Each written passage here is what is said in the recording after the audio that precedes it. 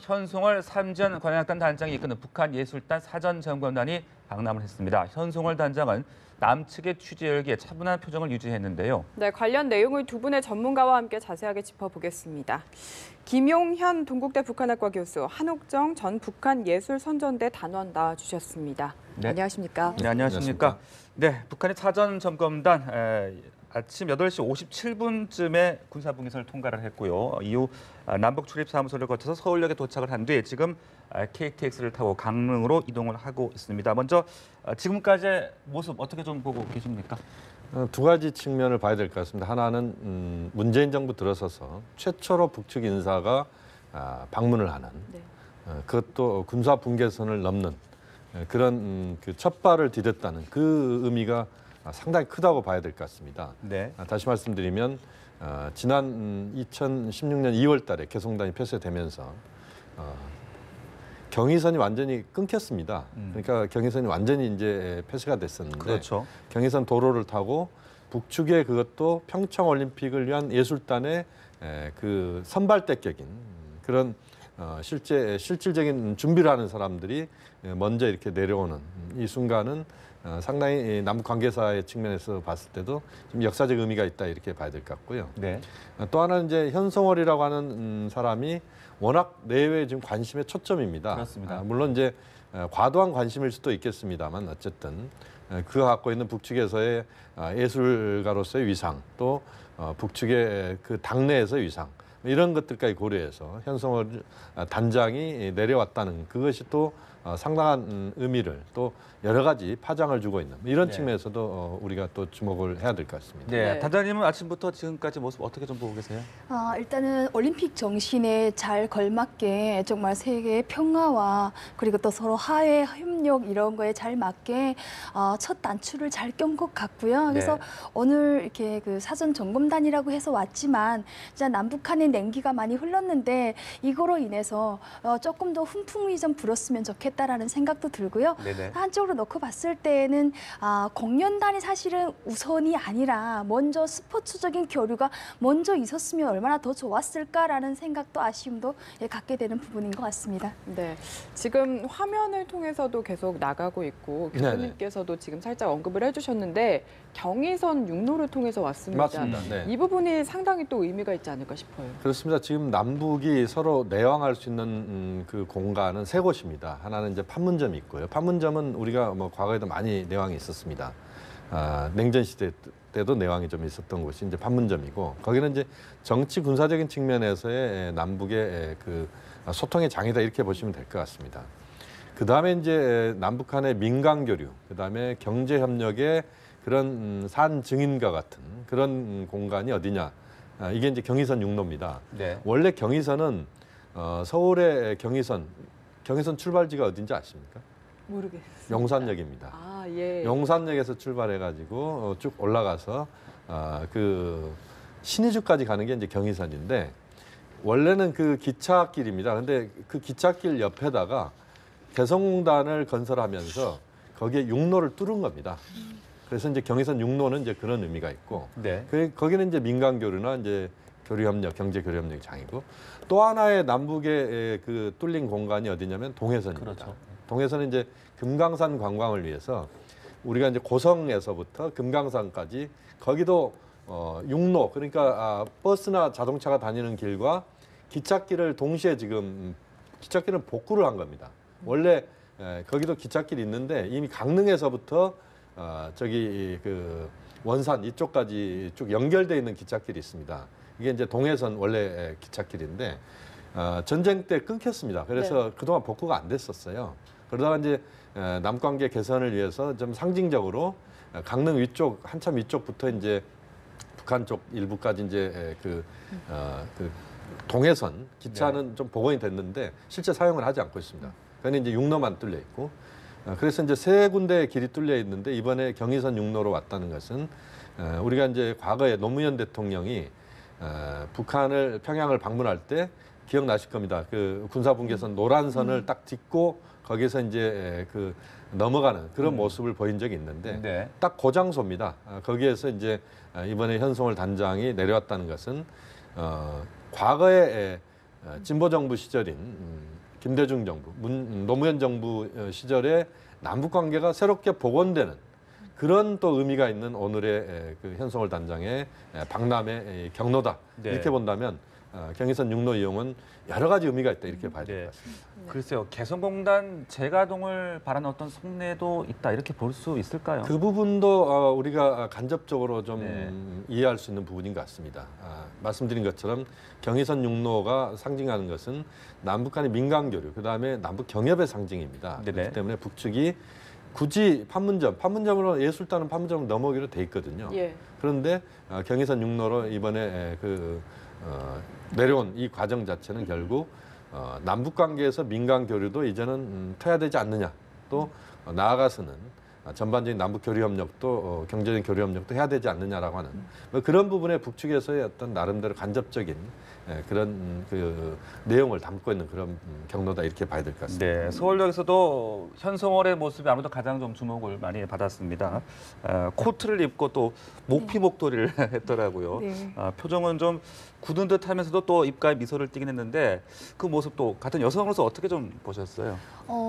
겨울이기 때문에 네. 머피 입는 모습은 사실은 추운 지방이에요. 북한 네. 같은 경우에는 함경도 같은 경우에 그리고 또 1월 중순에 북한의 저 양강도 정도 날씨는 영하 39도까지 내려갔습니다. 아이고, 예. 그 정도로 우리가 가장 따뜻한 곳이 어디냐 물어보면 아랫지방이라 얘기하지만 북한에서 가장 따뜻한 곳이 강원도거든요. 우리가 가장 춥다는 위에서 내려왔기 때문에 당연히 모피 같은 거는 북한에서 여성들이 많이 입고요. 네. 근데 그 대신 뭐 잘 사냐 못 사냐 뭐 진짜 모피를 입었냐 아니면 인조 모피를 입었냐 네네. 이게 많이 사람들이 호불호 이렇게 갈리긴 하지만 북한에서는 좀 사는 사람들은 저런 모피를 많이 입고 다니고요. 평양뿐만 아니라 지방에서도 사실은 제가 90년대에도 저런 모피를 인조 모피지만 입었었습니다. 예. 그럴 정도로 저런 모습은 북한에서 심심치 않게 볼 수 있는 모습이다라고 얘기를 할 수가 있습니다. 북측에서도 상당히 의상에 신경을 쓰지 않았겠습니까? 그죠. 네. 의상에 신경을 썼겠지만 저는 그렇게 많이 신경을 쓴 것 아. 같지는 않다라고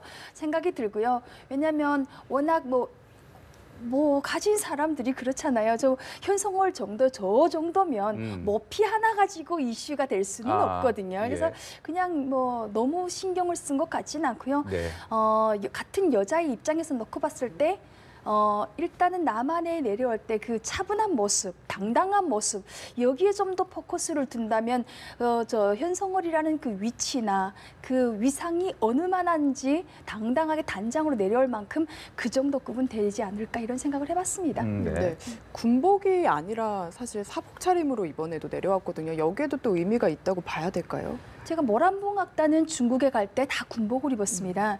근데 어찌 보면 중국하고의 그 북한은 오히려 더 친선 교류 관계 뭐 이렇게 되지만도 군복을 입고 갔는데 일단 남북한은 대립이 돼 있는 상태다 보니까 너무 자극적인 걸 피해달라고 북한에 분명히 얘기를 했을 것도 분명하고요. 네. 그리고 또 굳이 또 관현악단 단장으로 내려오면서 굳이 사복을 입지 군복을 입어야 될 필요는 없지 않을까 이런 생각도 해봤습니다. 네, 교수님은 이 현성월의 표정 좀 워낙 많은 사람들이 몰려있다 보니까 약 살짝 당황하는 표정도 엿보이기도 했고요. 좀 네네. 굳은 듯하기도 했고 또 입가에 미소를 띄었는데 네네. 표정 어떻게 좀 보셨어요? 저는 이제 한 세 가지를 주목을 했는데요. 현성월 단장이 굉장히 그 예술단의 그 잔뼈가 굵은 사람으로서 네. 걷는 폼이나 이런 게 상당히 좀 그 나름대로 근엄한 모습 또는 당당한 모습 이것을 좀 보여주려고 하는 뭐 그런 네. 부분이 분명히 있었던 것 같고 실제 또 그렇게 좀 보여주는 측면이 있는 것 같습니다. 그러니까 우리가 흔히 좀 포스가 좀 느껴진다라고 하는 뭐 이런 네. 부분들이 이제 좀 그 엿보였는데요. 이게 이제 하나의 그 모습이고 또 하나는 이제 그 모피 목도리에 또 검은색 코트에 우리가 주목을 하지 않았던 이제 부츠를 보시면 약간 반부츠입니다. 부츠까지 보셨군요. 부츠까지 보셨네요. 저희는 그러니까 보지를 이제 못했는데. 발목을 좀 넘는 그 부츠 이게 이름을 뭐라고 부르는지 모르겠습니다. 북한에서는 먹구두라고 합니다. 그런가요? 예, 네, 보통 저희는 네. 앵클 부츠라고 예. 앵클 부츠라 이야기를 그러는데, 하는데, 예. 하여튼 이제 그 부츠에 그 딱 그 옷을 그렇게 입었는데 전체적으로 보면 그 검은색 계통이었던 것 같아요. 네네. 그래서 상당히 이번 회담에 좀 진지한 그런 모습을 좀 보이려고 하는 뭐 그런 의미로 느껴졌고요. 또 세 번째 느낌은 이제 현성월 단장이 미소를 딱 한 번 보인 것 같아요. 그리고 이제 나머지는 이제 앞만 쳐다보고 이제 걷는 그런 모습이었는데 대체로 보면 이제 현성월 단장에 대해서 국내에서 또는 국제적으로 굉장히 좀 관심이 많고 이러저런 말들을 많이 하고 그러는데 현성월 단장 입장에서는 자신은 이번에 실무적인 일을 하러 왔다. 네. 그리고 그야말로 어떤 사전 점검단의 임무를 완벽하게 수행하기 위해서 왔다. 그러니 나에 대한 그런 관심이나 이런 것들은 그 임무를 보면서 나를 봐달라 이런 의미로 자신의 그런 동선이나 또는 행동을 그렇게 하고 있다 이렇게 봐야 될 것 같습니다. 네. 그래도 사실 정말 엄청난 취재진들이 몰렸고 지나가는 시민들이 들리는 얘기로는 카메라를 꺼내서 찍기도 하고 이랬다고 하더라고요. 아무리 당당하려고 해도 속으로는 좀 당황하기도 하고 이랬을 것 같기도 한데요. 저는 오히려 반대라고 생각을 합니다. 왜냐하면 처음에도 말씀드렸다시피 사람과의 사업을 많이 했던 사람이잖아요. 어렸을 때부터 무대에서 잔뼈를 굵은 여자예요. 그러다 보니까 사실은 어떤 분들은 오히려 집안에 있는 게 무대에서 잔뼈를 굵은 사람들은 사람하고 있는 게 더 편한 사람들이 있습니다. 그래서 오히려 저 당당함이 뭔가 보여주기 위한 것이 아니라 원래 그 어렸을 때부터의 그 몸에 밴 거라 가지고 저 모습은 뭐 당연하다라고 생각될 정도로 무대에 서 있는 사람들이 기본적인 거다라고 생각이 들고요. 이제 아까 교수님께서 말씀하셨지만은 저도 이렇게 놓고 봤을 때 현성월 씨 이제 당당한 모습 그런 거 보면서 나는 실무적인 차원에 온 간부다, 나 가수로 온 것이 아니라 한 게 예술단 단장이라기보다는 나는 여기 실무적인 책임을 맡은 사람이다. 그러니까 중후하게 지켜봐달라라는 그 무언의 메시지가 더 잘 보였던 것 같습니다. 네. 네. 이 현성월 단장 측은 이렇게 KTX를 타고 강릉으로 이동을 네. 하고 있습니다. 앞으로 북한 선수단이나 응원단도 이 KTX를 이용 가능성이 좀 높다 이렇게 볼 수 있겠습니까? 그렇습니다. 이번에 KTX 경강선을 이용한 네. 것이죠. 그러니까 지난 연말에 이게 개통이 됐는데 개통될 때 노무현 대통령이 미국 MBC 기자와 그 인터뷰를 했던 그 열차입니다. 그러니까 그때 이제 이번 남북관계 이 본물이 터지기 시작한 출발점이 문재인 대통령이 그때 그 한미 연합훈련을 연기할 수 있다. 여기에서부터 이제 출발한 것인데요. 네. 이 KTX를 현성월 단장이 탔다는 것은 결국 북측의 예술단이 내려와서 이동하는 경로를 지금 똑같이 면제해보는 겁니다. 그러니까 강릉까지 이동을 KTX 타고 한다. 그리고 돌아올 때도 KTX로 돌아와서 서울에서 공연하고 간다. 이런 경로다 이렇게 봐야 될 것 같습니다. 그래서 KTX가 이번 뭐 한국의 그 경제 성장에 상당한 그 어떻게 보면 좀 심벌처럼 보여줄 수도 있는 것이고 예. 또 북측 입장에서도 이 KTX를 경험하면서 강원도까지의 그런 여정을 보이는 이런 과정 자체는 뭐 저는 나쁘지 않다고 보고요. 네. 또 경호나 이런 부분에 있어서도 오히려 KTX가 더 안전하다 이렇게 볼 수도 있습니다. 또 북한에 지금 예술단이 140명 정도가 내려오게 돼 있는데 아마 이제 여기에 또 그 기술진이나 이런 것까지 다 합치면 더 많을 수도 있을 것 같은데요. 그런 대규모 인사들이 이동할 때는 KTX로 이동하는 것이 여러 가지 차원에서 바람직하다 이렇게 볼 수도 있습니다. 네. 조금 전 또 들어온 소식에 의하면 우리 정부가 23일 모레죠. 네. 12명의 남측 선발대를 보내겠다 북측에 통보를 했었는데 북측이 맞습니다. 동의를 해 왔다고 합니다. 그렇습니다. 이제 금강산 지역이라든지 마신령 스키장 등을 둘러보게 되겠죠. 그렇습니다. 지금 이제 우리가 제안을 했습니다. 23일 날 금강산에서 우리가 합동 공연을 하는 걸로 남북이 합의를 했었고 또 마신령 스키장에서 우리 대표 선수는 아닙니다만 우리 유망주들이 북측 선수들과 합동 연습을 하자. 이건 이제 확정이 된 사안입니다.